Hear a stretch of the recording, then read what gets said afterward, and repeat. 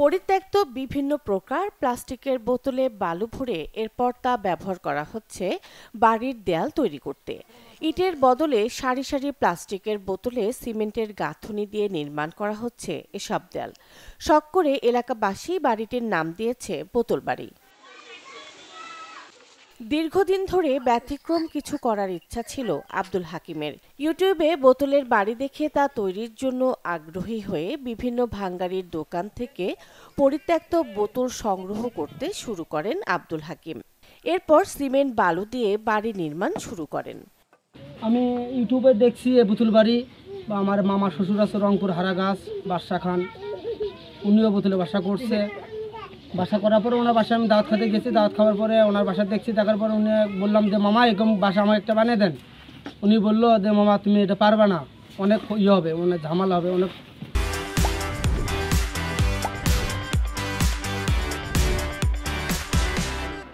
আপনার পরিশ্রম হবে। তো মামা বললাম যে আমি ইনশাল্লাহ পারবো।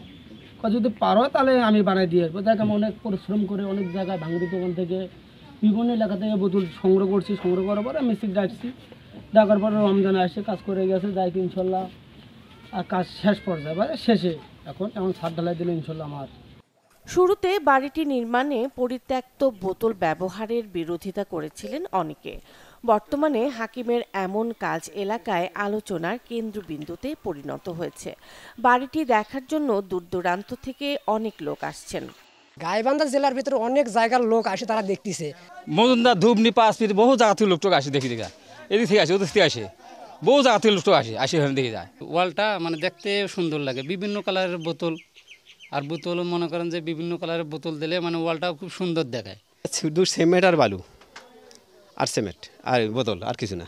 এতে আবর্জনা থেকে বেরোতে থাকার জন্য এই সিস্টেম করতেছি। মানুষ যাতে দেখার দেখি ওরা বোতলকে একটা মূল্যায়ন দেয়। বাড়িটি পরিদর্শনের আগ্রহ দেখিয়েছেন উপজেলা প্রকৌশলী মোহাম্মদ সিদ্দিকুর রহমান।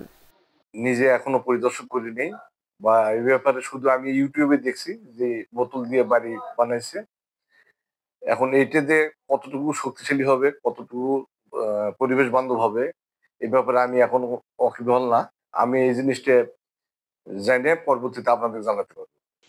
ইটের চাইতে এ বাড়ি নির্মাণে ব্যয় কিছুটা কম। আর বোতল বাড়ির বিশেষত্ব হলো গরমে শীতল আর শীতে গরম অনুভূত হয়।